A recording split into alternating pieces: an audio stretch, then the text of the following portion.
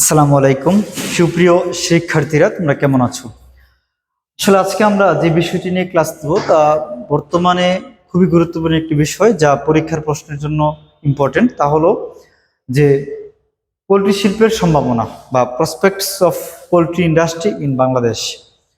আসলে সম্ভাবনা কি? আমরা তো গত ক্লাসগুলোতে প্রয়োজনীয়তা সমস্যা নিয়ে কথা বলছি, এখন আসলে একটু সম্ভাবনা নিয়ে কথা বলা দরকার।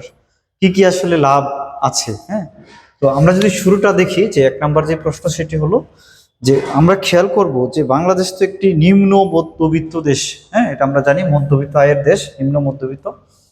তো এখানে আসলে আমরা প্রপারলি যে পরিমাণ প্রোটিন বা আমিষ আমাদের প্রয়োজন, আমরা সেটা পাচ্ছি না।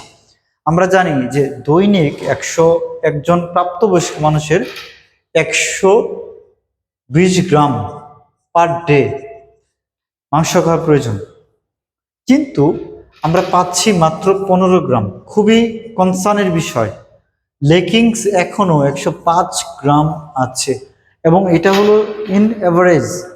অনেক মানুষ আছে যারা বছরে একবার মাংস খেতে পারে না, তো এই অ্যাভারেজে খাচ্ছে মাত্র 15 গ্রাম, তারপরে লেখিং আছে 105 গ্রাম। তার মানে আমরা এটা দিয়ে কি বুঝলাম, যে একজন প্রাপ্তবয়স্ক মানুষের দৈনিক মাংস খাওয়া প্রয়োজন 120 গ্রাম, কিন্তু সে পাচ্ছে মাত্র 15 গ্রাম। এই যে তার 105 গ্রাম লেকিংস আছে, সেই বিশাল অ্যামাউন্টের একটা মাংস আমরা চাইলে পোলট্রির মাধ্যমে পূরণ করতে পারি।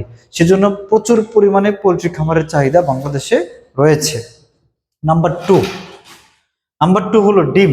আমরা জানি যে পোলট্রি থেকে আমরা ডিম পাই। পোলট্রি মানে কি? হাঁস, মুরগি অথবা কোয়েল, এগুলো থেকে আমরা ডিম পাই। তো এই যে পোলট্রিগুলা আমাদেরকে ডিম দেয়, বছরে একজন মানুষের প্রায় 250 থেকে 300টির মতো ডিম খাওয়া প্রয়োজন। ডিম খাওয়া প্রয়োজন, এবং এটা কিন্তু বছরে। তোমরা শুনলে অবাক হবা যে মাত্র 21টি ডিম আমরা পাই। 21টি ডিম, তাও এভারেজ। তার মানে মাত্র 21টি, আরো কতগুলা ডিমের লেকিংস আমাদের রয়েছে।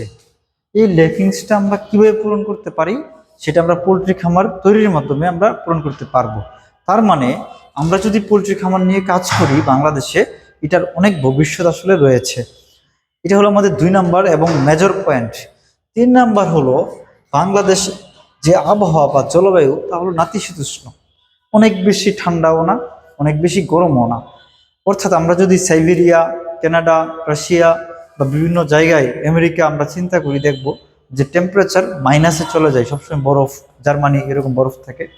কিন্তু আমরা যদি আবার আফ্রিকার দিকে তাকাই, আমরা জানি যে লিবিয়াতে পৃথিবীর সর্বোচ্চ টেম্পারেচার যে 58 ডিগ্রি। হ্যাঁ, তো এই 58 ডিগ্রি বা ওইরকম মাইনাস, এইগুলা দেশ আসলে পোলট্রি পালনের জন্য উপযোগী না। কিন্তু আমাদের দেশে দেখো, খুব বেশি ঠান্ডাও না, খুব বেশি গরমও না। আমাদের যে আবহাওয়া, জলবায়ু, এটি পোলট্রি পালনের জন্য খুবই উপযোগী।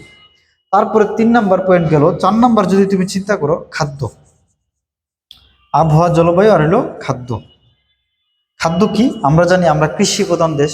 আমাদের প্রচুর খাদ্য সারা বছর ধরে উৎপাদিত হয়। তার অনেক অংশে অনেক খাদ্য এমনিতেই নষ্ট হয়ে যায়, যে খাদ্যগুলো আমরা চাইলে আমাদের হাঁস, মুরগি বা পোলট্রি শিল্পের ক্ষেত্রে কাজে লাগাইতে পারবো।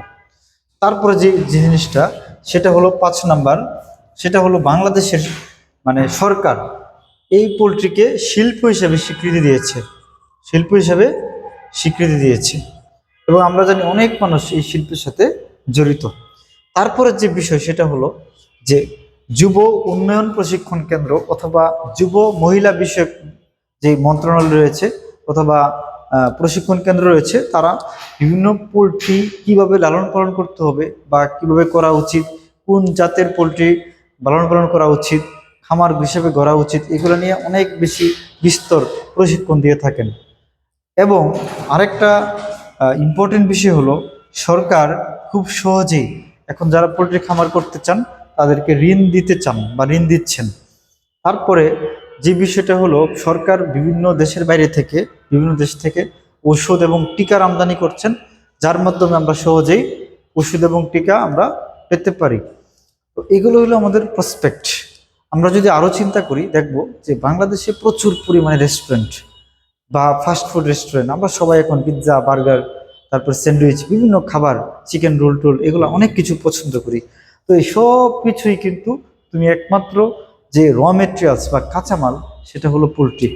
পোলট্রি ছাড়া আসলে কোনো বিকল্প নাই। তার মানে পোলট্রি খামার যদি আমরা গড়তে পারি, প্রচুর পরিমাণে পোলট্রি খামার আমরা উৎপাদন করতে পারি বা পোলট্রি খামার গড়ে তুলতে পারি, তাহলে এই পোলট্রি শিল্পের মাধ্যমে আমরা আমাদের নিজের, দেশের এবং আমাদের সমাজের ভাগ্য আমরা পরিবর্তন করতে পারবো। আমাদের সামাজিক মূল্যবোধ আমাদের সৃষ্টি হবে, অর্থনৈতিক উন্নয়ন হবে।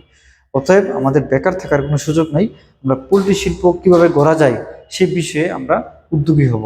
ভালো থাকবো সবাই। আসসালামু আলাইকুম।